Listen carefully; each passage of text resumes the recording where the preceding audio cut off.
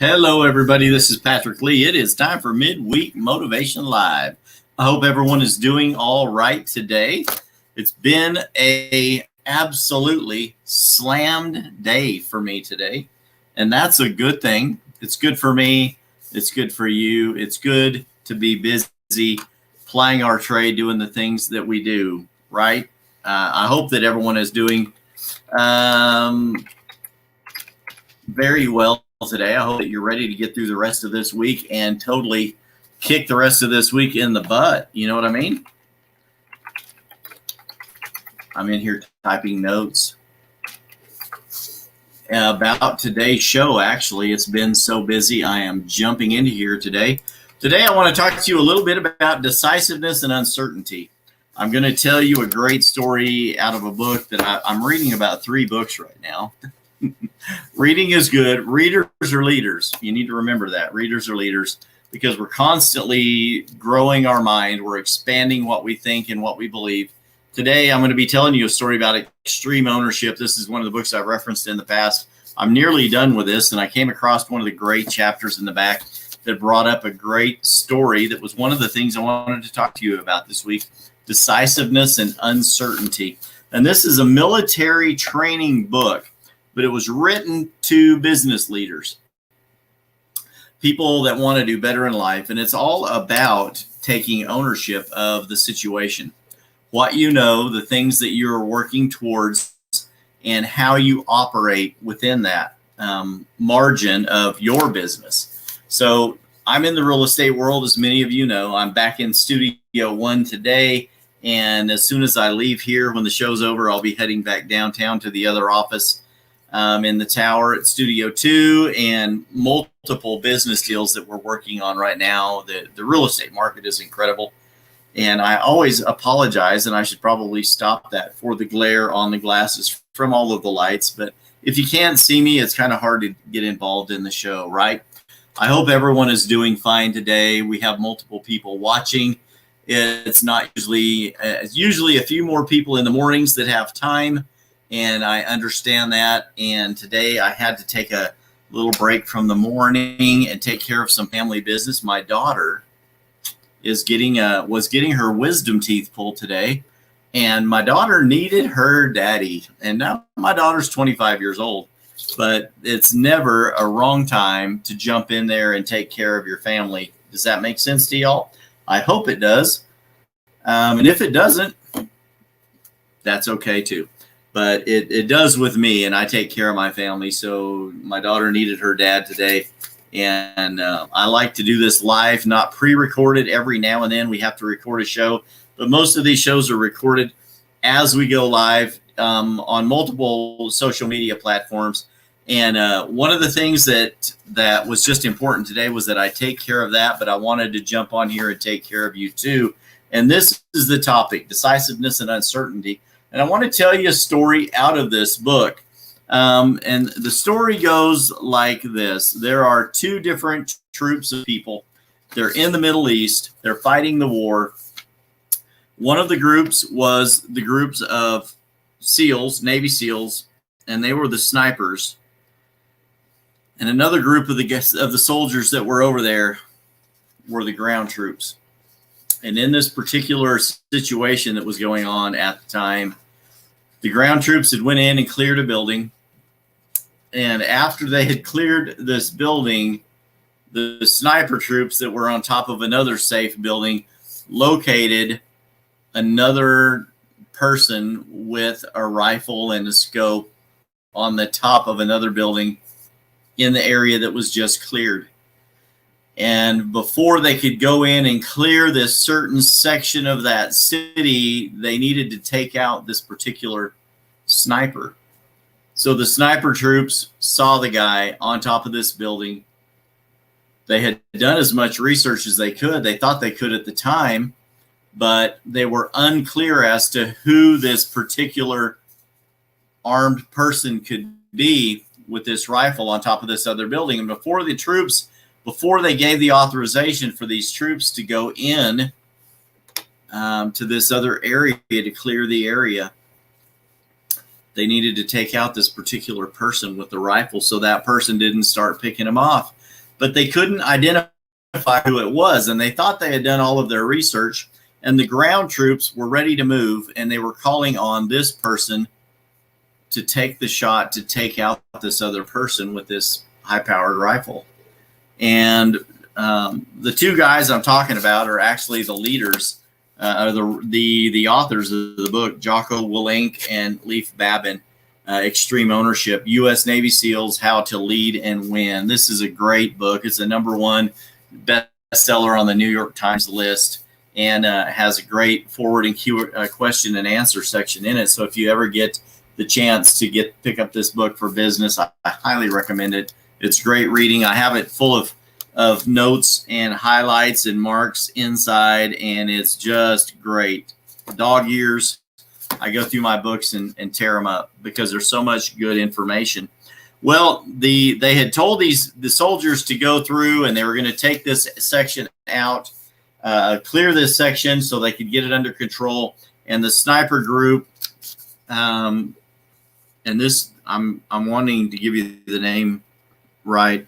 The sniper was Chris, and it may actually be Chris Kyle that the movie was actually based upon, American Sniper. But this dark shape had shown up with this scoped weapon for a second, then stepped back into this window and disappeared behind a curtain. And as these troops were fixing to go in, they said, wait. But the ground troops said, hey, listen, just shoot the guy.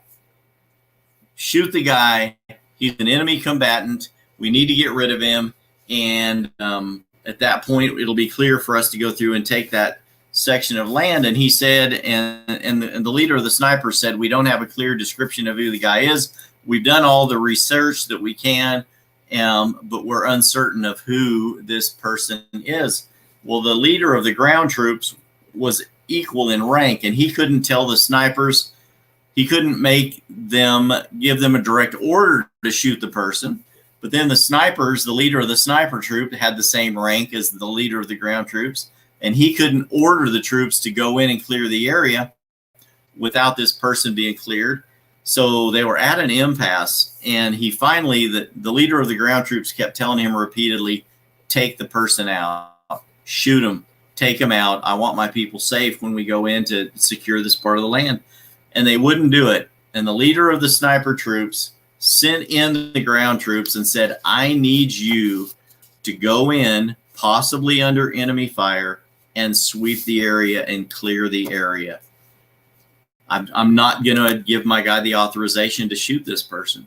So as his people ran out to go and storm the building to clear the area, the sniper team realized they were a block away on their map, and they had misidentified the building that had the sniper on top of it.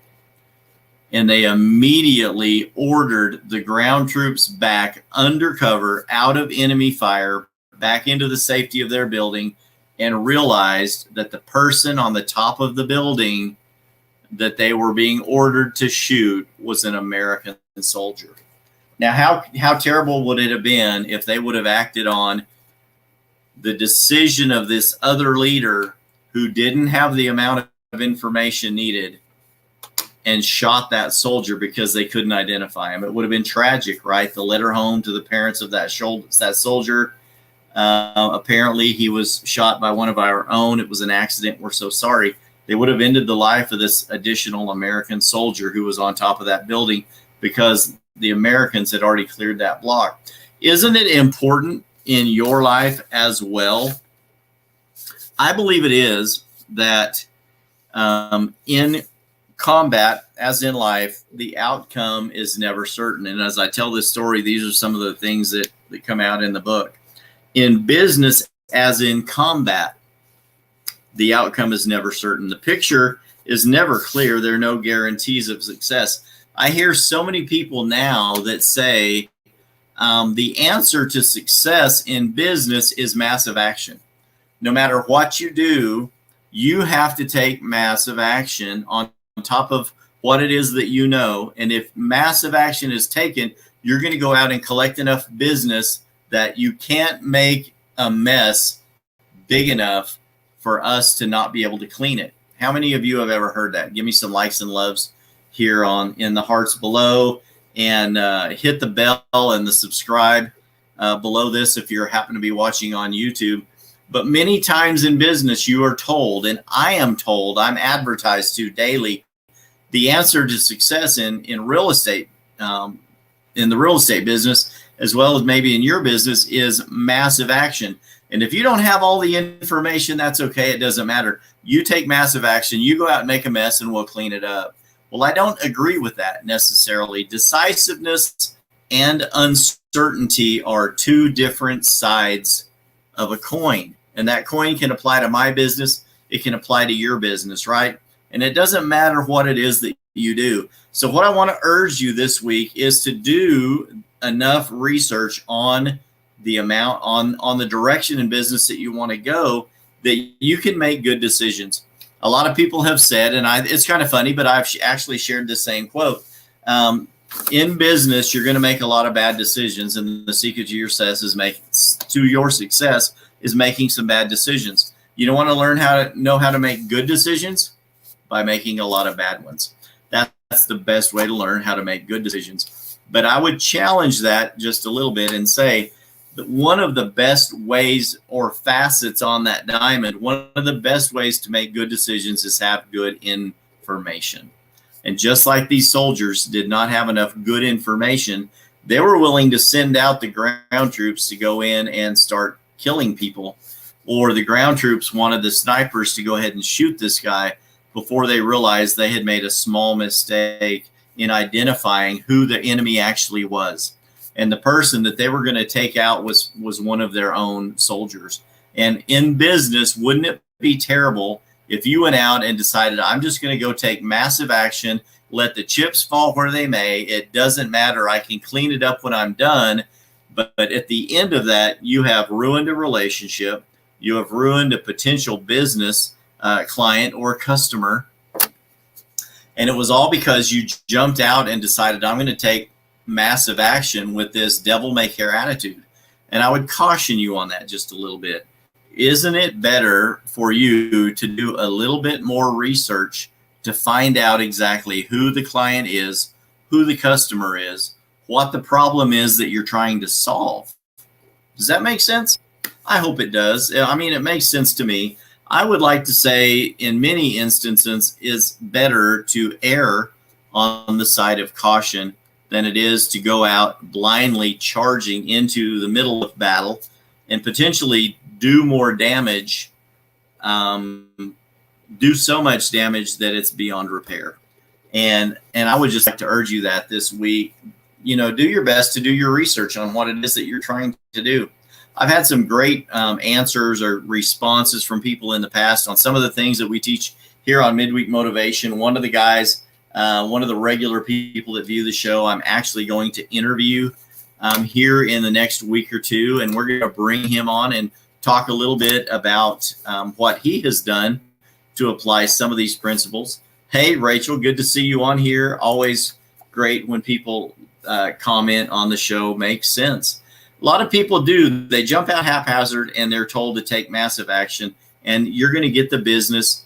And I have actually told clients of mine in the past, you cannot make a mess big enough that I can't clean it up. But sometimes I just don't think that that's true. Sometimes the uninformed person who has not done their research can jump out and create a problem big enough that you can't fix. Now, in the end, you may be able to fix it and save that relationship down the road, but it may end up ruining the business that you're trying to do at the time. And that's one of the things that I would caution you on doing.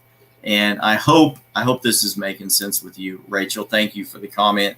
I appreciate that. Rachel is a great new realtor, been very successful in other areas of business in her life, and now she's taken on the mantle of being a real estate agent. I'm super excited to her, and I know that she's going to be an incredibly successful person. And I believe that for all of you that watch Midweek Motivation Live here every week. So yes, I am going to be interviewing one of the weekly viewers who just went out and had an incredible business transaction happen in his business, and we're going to be talking to him soon and sharing that with you.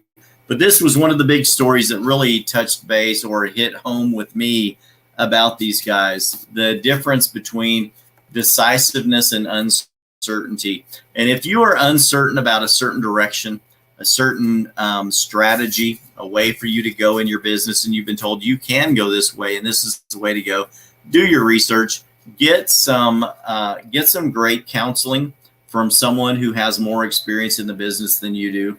And then also, I would encourage you to do this. Always follow your heart and ask yourself this question: I can do this, but would it be prudent for me to do that? If I take this path of action, is it going to be good for me, or is it going to be bad for me? Could it potentially hurt me? Maybe, maybe not, but Cody, your hair is less perfect at 1 than it is at 10. I'll keep working on that, Cody. I appreciate that. But hey, just got a new do here. So I hope you guys are happy with that. My wife told me the other day, you wear your hair like your dad. And I'm like, I'm good with that. That's okay with me. So my dad was my hero.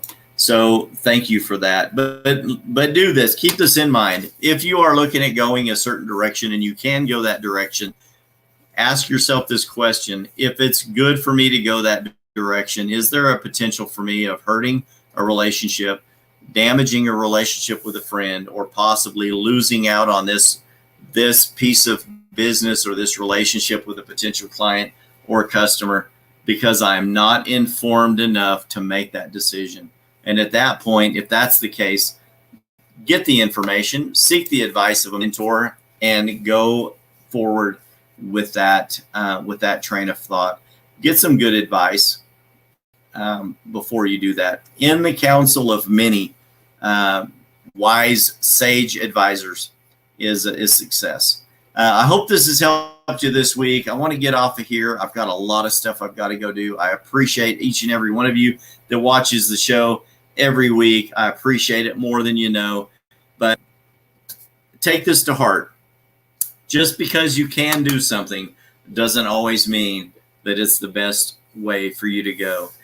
And massive action is not always the best way for you to go out and get some business. Once you've done the research, once you've got some advice, some wise counsel from some mentors above you, and they say, we agree, then go for it with all the gusto that you have.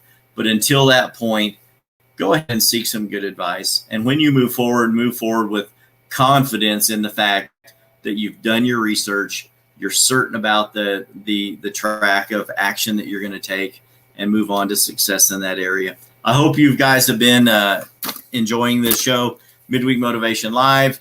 Until next week, I will see you again. Bye-bye. I wish you great success and motivation this week. You guys be good.